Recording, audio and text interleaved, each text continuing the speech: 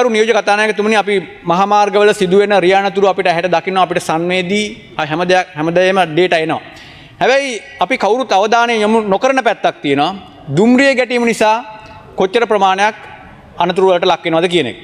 මේක අලි ගැටීම නම් අපිට වැඩි මාධ්‍යයේ වැඩි මිසිලා තියෙනවා. හැමෝම කතා බහට ලක් වෙනවා. හැබැයි මිනිසුන් ගැටීම නිසා වෙන කලාබහානිත් එක්ක ගත්තොත් මේක එළියට එන කාරණාවක් නෙවෙයි. මේක දත්ත වශයෙන් ගත්තොත් දුම්රිය ගැටීම නිසා 2021 අවුරුද්දේ මිනිස්සු 208ක් මිය යනවා. මේක සියදිවි විනාශා ගැනීම වෙන්නත් පුළුවන්. ඒක සියදිවි විනාශා ගැනීමද නැත්නම් දුම්රිය ගැටීම නිසාද කියන එක වෙන් කළා දත්ත නැහැ. නමුත් 208ක් ජීවිත නැති වෙනවා. 2022 අවුරුද්දේ 414ක් වෙනවා. 23 අවුරුද්දේ 402ක් වෙනවා. 24 අවුරුද්දේ 407ක් වෙනවා. 25 අවුරුද්දේ 374ක් බවට පත් වෙනවා. මේ ආකාරයට ගත්තාම එතනත් වැඩි ප්‍රමාණයක් තියෙනවා ජීවිත නැති වෙනවා මේ දුම්රිය ගැටීම නිසා. ඒ වගේම අපි ගත්තොත් එහෙම වාහන ඇක්සිඩන්ට් වීම නිසා දුම්රිය ගැටීම නිසා වාහන වලට වෙන අනතුරු ගත්තොත් එහෙම 2021 අවුරුද්දේ 61ක්, 22 අවුරුද්දේ 78ක්, 23 අවුරුද්දේ 74ක්, 24 අවුරුද්දේ 66ක්, 25 අවුරුද්දේ 75ක් විදිහට සඳහන් වෙනවා. දැන් මේ ඉලක්කම් ගත්තාම ලොකුවට ඉලක්කම් තියෙනවා. හැබැයි මාධ්‍යයෙන් ගොඩක් අපිට එළියට ඇවිල්ලා තියෙනවා. අපි දකිනවා අලි දුම්රිය ගැටීම නිසා කකුල් හතරේ අලි දුම්රිය ගැටීම නිසා වෙන අනතුරු සම්බන්ධව. හැබැයි ගත්තොත් එimhe 2024 අවුරුද්දේ අලි දුම්රිය ගැටීම නිසා 8 දෙනෙක් මිය යනවා.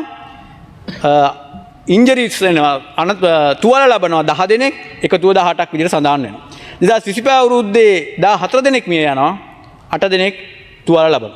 මේ ආකාරයට තමයි දුම්රිය නිසා ජීවිතවලට වෙන හානි දත්ත වශයෙන් ගත්තොත් එimhe අපිට ලේඛනගත වෙන්නේ. මේ වළක්වා ගන්න අපි අමාත්‍යාංශයේ විදියට මැදිහත් වෙනවා. ඒ වගේම බිමල් රත්නායක ඇමතුමාගේ ඍජු මැදිහත් වීම මේකට තියෙනවා. මම දන්න විදියට එතුමා නැතුව එක මීටිමක්වත් කන්ඩක්ට් කළා නැහැ. මම දන්න විදියට හැම මීටින්ගම වගේ එතුමා වාඩි වුණා. රෝඩ් සේෆ්ටි මාර්ග ආරක්ෂාව පිළිබඳ හැම මීටින්ගම එතුමා ඩිරෙක්ට්ලි සම්බන්ධ වුණා. ඒක වැඩි බරක් දාපු ශේෂ්ත්‍රයක්. 2025 අවුරුද්දේ ගරු නියෝජ්‍ය කතානායකතුමනි අපි මේ සඳහා මුදල් වෙන් කරනවා. වෙන් කරන මුදල් වලින් අපි මේකේ ආකාර කීපයක් තියෙනවා. එකක් ඇවිල්ලා අපිට පුළුවන් පදිකයන්ගේ ක්‍රියා පදවන්නන්ගේ නීති සම්පාදනය කරලා නීති හරියට නීතියට යටත් කරලා ඒක පොලිසිය මගින් නියාමනය කරලා දඩවල මිල ගණන් වැඩි කරලා අපිට ඒක යම් තාක් දුරට පාලනය කරන්න හැකියාව තියෙනවා. හැබැයි තවත් කාරණයක් තියෙනවා. ඒ වගේම වාහනේ ප්‍රමිතිය. ඒ සම්බන්ධවත් අපි අවධානය යොමු කරන්න. ඒ වගේම තව පැත්තක් තියෙනවා මාර්ගවල තිබෙන ගුණාත්මකතාවය. ගුණාත්මකතාවය අනුවත් අපිට මෙන්න මේ මාර්ග අනතුරු පිළිබඳ අපිට යම් කිසි අඩු කිරීමක් ඒ සංඛ්‍යා ලේඛන අඩු කිරීමේ හැකියාවක් තියෙනවා. ඒතර මාර්ග සංවර්ධන අධිකාරිය පැත්තෙන් ගත්තොත් එහෙම අපි infrastructure and road safety vote එක යටතේ මුදල් වෙන් වෙනවා. මේ හරහා අපි කියන අර චෙවලන් සයින්ස් අර ලොකු බෙන්ඩ් එකක් තියෙනවා කඳුකරේ බදුල්ල නුවරඑළිය නුවර ඔය පැතිවල ලොකු බෙන්ඩ් තියෙන තැන්වල අපි චෙවලන් සයින්ස් කියලා බෝඩ් ගන්නවා. ඒතර ඒක ඇහැ ගැටෙනවා රියදුරාට ඉස්සරහින් අධික වංගුවක් තියෙනවා කියලා. ඒතර පොඩි ප්‍රිකෝෂන්ස් එක ගන්න පුළුවන්.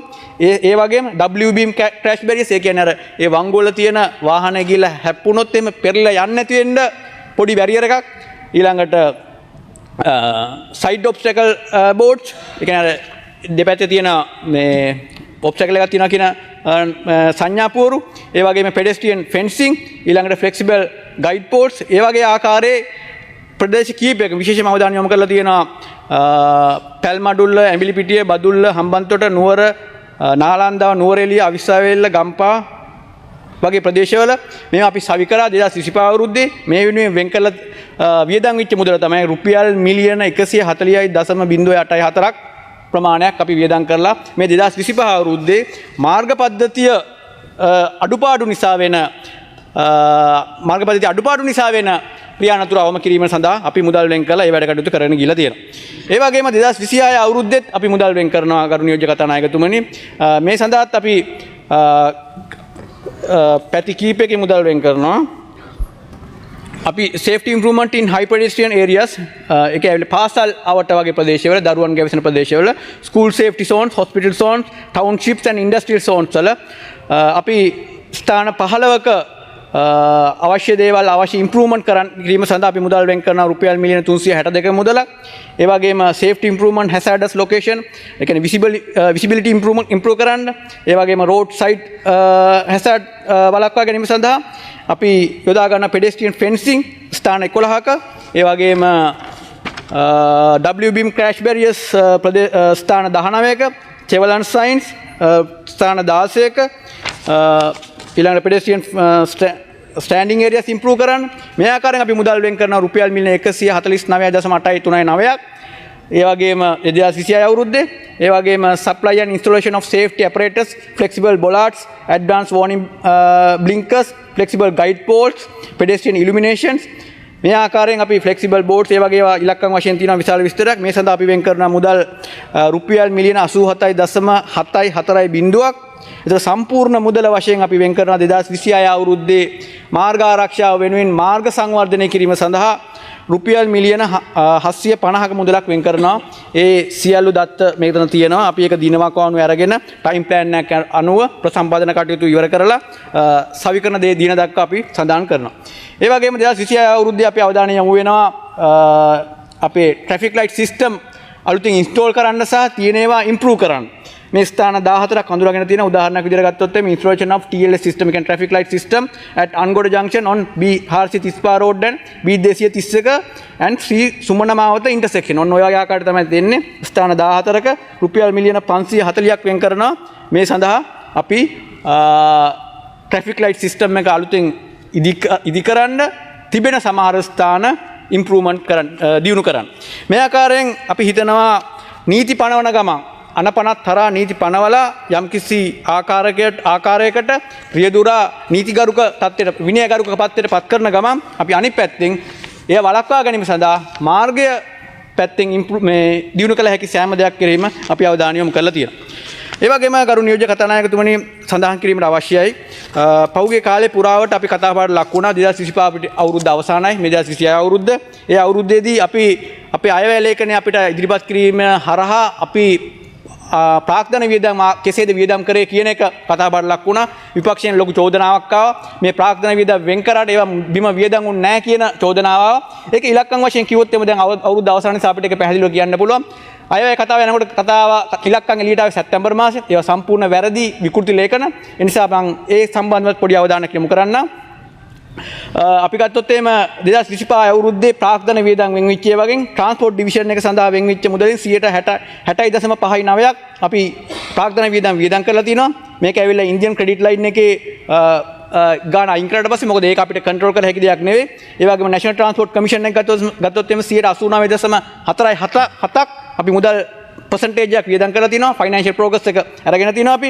ඒ වගේම ශ්‍රී ලංකා ට්‍රාන්ස්පෝර්ට් බෝඩ් එක ගත්තොත් එහෙම SLTB එක ගත්තොත් එහෙම ෆයිනෑන්ෂියල් ප්‍රෝග්‍රස් එක 91.91ක්. ඊළඟට DMT එක ඩිපාර්ට්මන්ට් ඔෆ් මෝටර් ට්‍රැෆික් ගත්තොත් එහෙම 62.75ක්.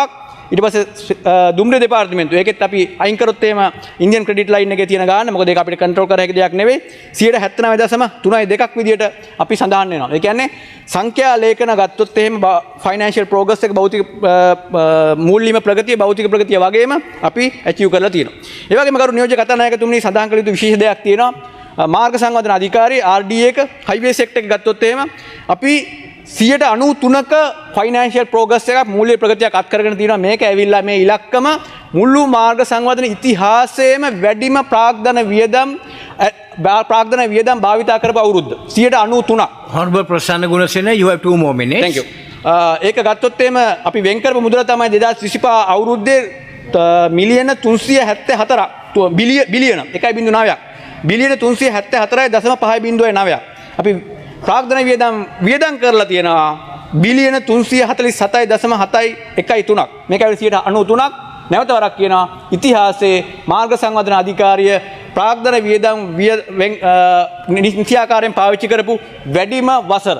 මේ වෙනුවෙන් විශේෂ ස්තුතිය පුද කරන්න කැමැති අමාත්‍යාංශය වගේම මාර්ග සංවර්ධන අධිකාරිය සියලුම නිලධාරී මණ්ඩලය සේවක පිරිස වෙනුවෙන් අපි කෘතවේදීතාවය පළ කරනවා.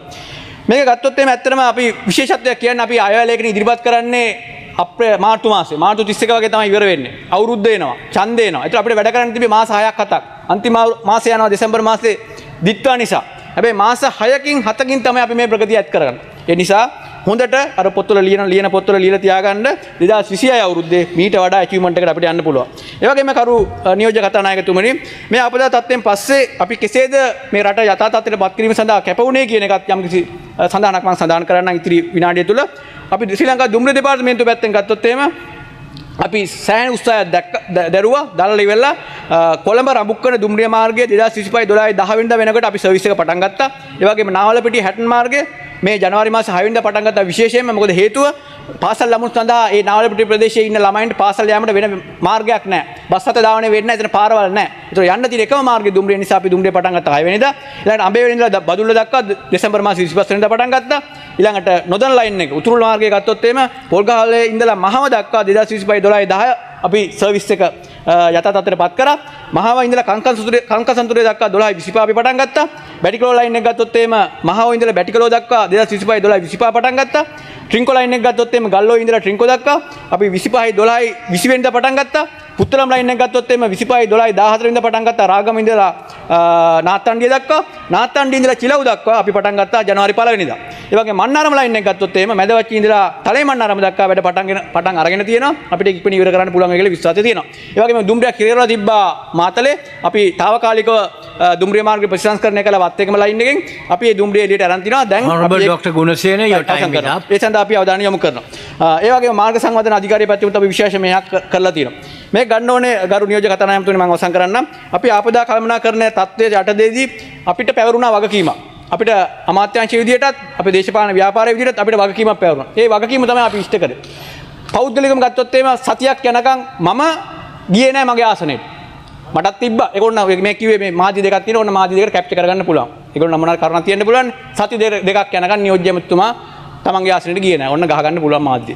හැබැයි අපිට පැවරිච්ච වගකීමක් තියෙනවා. යම් කිසි එක් වගකීම් පැවරුණා අපේ මන්ත්‍රී කණ්ඩායම. ඒ වගකීම් වෙනුවෙන් තමයි අපි කැපවුනේ. මේ වගකීම් වල සාමූහිකත්වයේ ප්‍රතිඵලයක් විදිහට තමයි මේ ආපදා තත්ත්වෙන් අපිට එළියට එන්න හැකියාව ලැබුණේ මේ කෙටි කාලයක් තුළ.